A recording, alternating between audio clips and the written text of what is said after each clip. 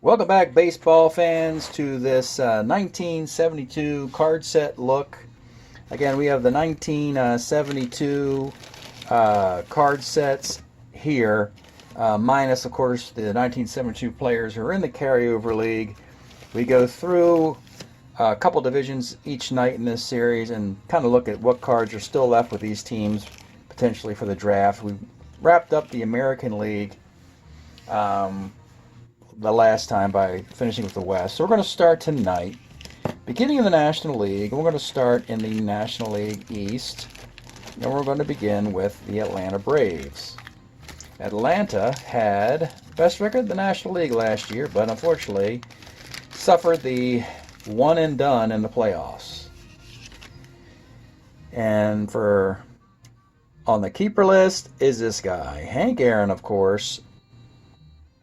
His defense isn't quite as good, or his throwing arm anymore, but he had 44 homer a year ago. He's down to 34 and a 265 average. So he's starting to become more of a normal human being instead of a superhero, but he's still an all-star Hall of Famer. You get the idea. It is Hank. And gosh, he's probably approaching 40 years old. He'll still probably be a first-round pick. All the other notables already been added. The Darrell Evans, the Davy Johnsons, the Tom Houses, the Buzz Capras. So I don't know who they have, and Ralph Garr, of course. They could bump Ralph Garr up, but yeah, that's Hank's card moving forward. Marty Perez is a shortstop who they stuck with, who wasn't particularly good in anything particular. A lot of plate appearances here for a shortstop who is a 4. And yeah, they might have to have him play shortstop. Mike McQueen, now he's about 21. He's legal drinking age now, finally. He came into our little league at age 19, did okay. And the same kind of thing, he's starting to lose control a little bit here. Still just a reliever, really, but the ERA is a little nuts. But for a lefty, we'll tolerate that. And then you start to see guys who already have cards in a future league or on waivers or so forth. You have Tom Kelly, Kurt Mott will most likely be put on retirement. And now you start to see these are the guards that we have in a different year. So we have 73 Davy Johnson with all those homers. Same with Darrell Evans. And Buzz Capper's magnificent 74. George Stone not so much here. That's Atlanta. So from that little grouping, obviously Hank Aaron will be one of their 2 picks. Beyond that, I don't know. Nothing else in there looked particularly interesting. Let's move ahead to the Florida Marlins. All right, so the Marlins, Steve Arlen was a Padre, and they did not want to keep him. And he led the league in losses, I think 2 years in a row. But he can pitch on 3 days rest, so Florida added him just to eat up innings. He's nothing special. But heck, he's a starter 7. He's not that bad, really. And he eats up innings. So you have to ignore that 1-loss record and hope for better things. A 3.60 ERA is not bad at all. So that's a nice card for them. Montanez has a couple nice years coming up. Could be this one. Power's down. He had 30 homers in 71. He's down to 13. Del Canton was a starter 7. Now he's starter 6. ERA 3.41, 132 innings. Comparable to what he just did. And Bergmeyer, he's also on the keeper list, but this is not a good year. He's getting lit up here. Bergmeyer should have an ERA around 2 or 3. So, Ed Acosta, I believe, is on the present team. This one's not very good. Here's Hal McRae with a Cincinnati in 72, mostly as a pinch hitter in the National League, but we have his Kansas City card in a future year. See the 5 homers and 97 at-bats. Same with Mian. We have him as a 1 in a future year. And Lee Melendez, we have a 73 card. Does pretty much the same thing. Of that, I'll take that Steve Arlen card. It's an expansion team. What do you expect? I mean, that's why those guys get there. And again, eat innings. Now the Mets. We believe they're going to keep Seaver, Harrelson, Tug McGraw, and probably Rusty Staub via a trade. So let's see who's here. There's McGraw with 170 ERA, and it's 170 again. pretty much dominating with that screwball versus righties, but now the lefties are really starting to tag him a little bit. Willie Mays will most likely be traded, and this would be a last good year. A 2 in center field, probably 40 years old here. This is an excellent player, even letting him go as a 250 hitter. Seaver, could this be the card we take, or do we take a better one? That's the question. It's a great card, and he has a bunch of great cards. Take the best. But Harrelson, I'm looking here first, as a 2 at shortstop. If I got an opportunity to get him as a 1, I'll take him as a 1. He only hits 215 here. No room at the end for Ed Kranepool, and we have seen this year after year with the Mets. This is a lifetime Met, by the way, so if he gets moved, it would be something that I do in my league that the Mets didn't do. But all the Tommy A.G., Don Clendenon, and now Ed Kranepool would be the 5th guy they want to keep in the offseason. They can't keep 5. They only keep 4. And someone would like a nice one-way player like this. Left-handed batter, hits 300, can't hit lefties, can't field. But some expansion team will probably go after him, like Toronto or somebody. Cleon Jones, can't keep him. Don't have room. Like I said, it's Seaver, McGraw, Bud Harrelson, and eventually Rusty Staub. So they're going to have to say goodbye to Cleon Jones and thank you for the World Series and all that stuff. But some team will enjoy Cleon. This is a bad year for Cleon. Look at the defense drop off from a 2 to a 4. I might skip this year. Gary Gentry, another nice player someone else is going to have. Starting pitcher with the ERA just at round 4. Perzella, moving along, doing the same thing he did. A right-handed pitcher who's good, has a knack about getting lefties out. That's a fantastic card. Some team will take advantage of this, not the Mets. And now these guys they have with future cards. Jerry Grody has a 74 card in the league. Lacey, it's about 260 with another card. Wayne Garrett has a 73 card in the league because it's got power. This one doesn't. And Kuzman's got his 73 card in the league. And this Acosta walks too many left-handers for our taste, even though he's got a 154 ERA in just 35 innings, though. I always, when you see an ERA like that, go over here. And when you see 35 innings, don't be surprised that this guy ends up, guys like this end up with a whip around 1.5 or something. And look at the walks, 25 of them. 25 hits and 17 walks. So that suddenly makes this guy not as interesting when you look at what happens against lefties. All right, let's go to the Phillies, who shockingly beat the Braves in the playoffs in the wild card round, shocking the National League. Fell short, of course, against the Pirates in the League Championship Series, but this is a young Philadelphia team, and they already made a League Championship appearance before they start winning their division, which happens around 75-76. So this is a very interesting Pat Dobson. So in 71 he wins 20 games, but all the Baltimore pitchers pitched better in 72 than in 71, but their offense was horrible. Look at the ERA, but look at the win-loss record. Their offense was terrible, ruining all these great pitchers.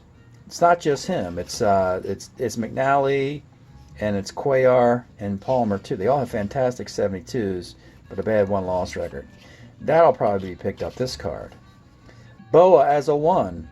This card, or I think he gets 294 in a future year, but certainly that's good enough. Barry Lersch moving into the bullpen now. That's a fine card. You hate that triple.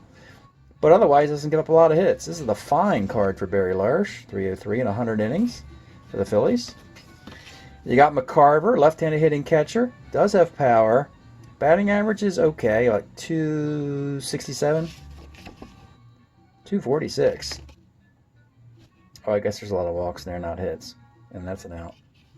All right, Darren Johnson at this point just hits lefties, not righties. So you kind of want to platoon him maybe as a DH or first baseman with Luzinski in the DH somehow. That's not a good card for him. Now, Joe Horner was the closer a year ago with a 71 card, and now he's just kind of okay. 440 ERA. And Jerry Johnson's not very good either. He can get righties out, but the lefties really tough. 444. Now we're looking at some guys who are going to put on waivers. Roy Foster's going on waivers. He was actually a Cleveland player, and he starts to lose it a little bit here. In 72 for Cleveland.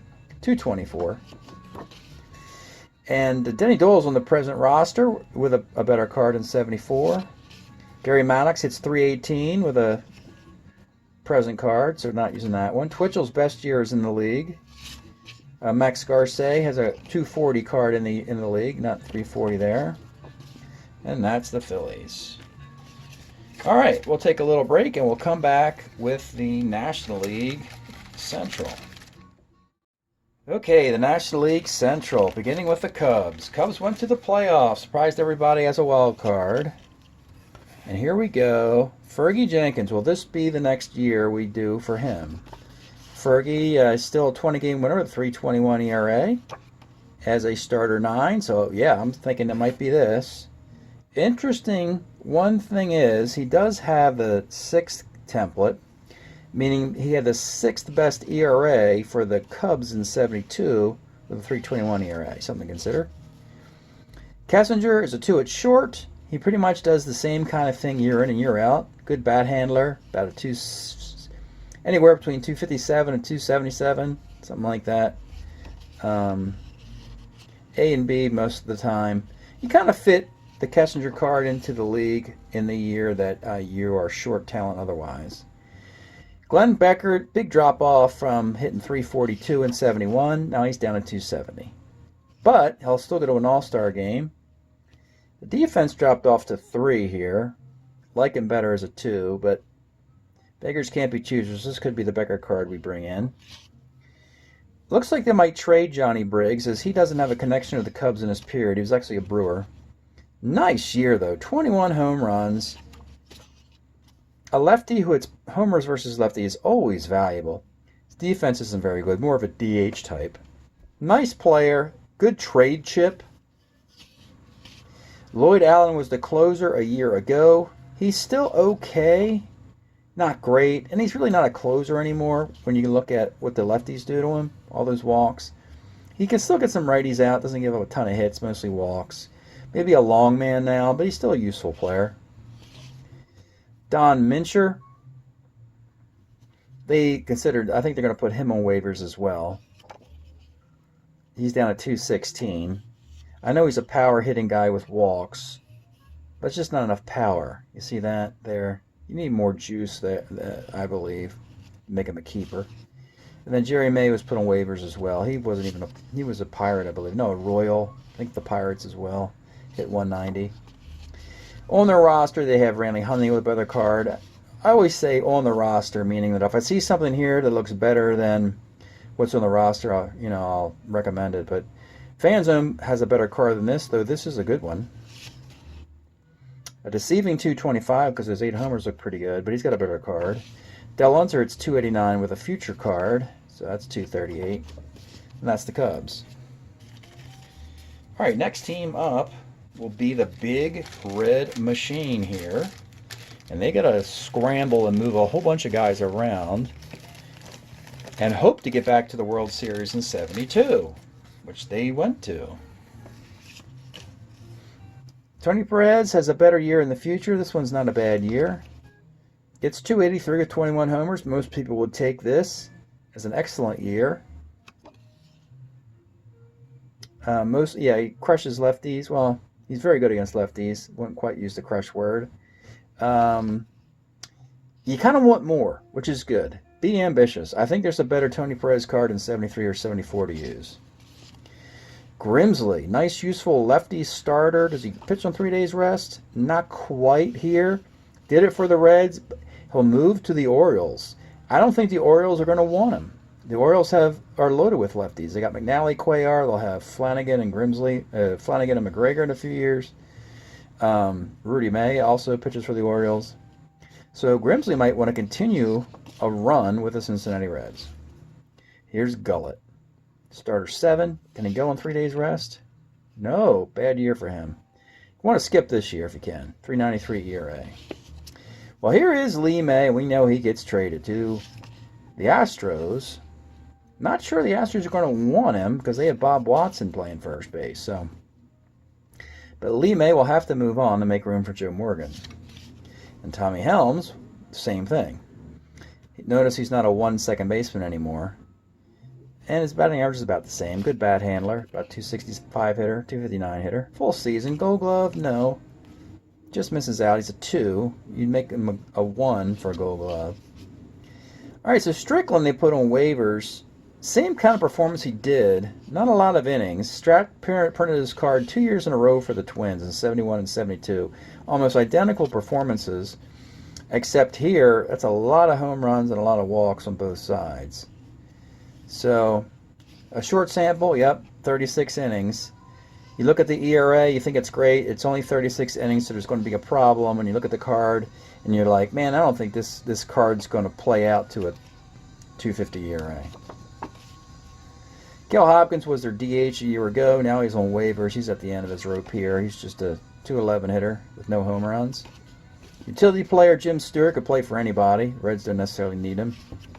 He's just a utility guy. He might get a job with the Astros. And the present Reds are Concepcion with a better card. Pete Rose's MVP card of 73 is in play. Geronimo's best year thus far, 74, is in play, even though this is a good year. This wouldn't have been a bad card a couple years ago, other than they already had Bobby Tolan in center. And then there's Perez. All right, 2 more teams to do tonight, and we get to, drum roll please, your Pittsburgh Pirates, defending world champs, with roster spots open.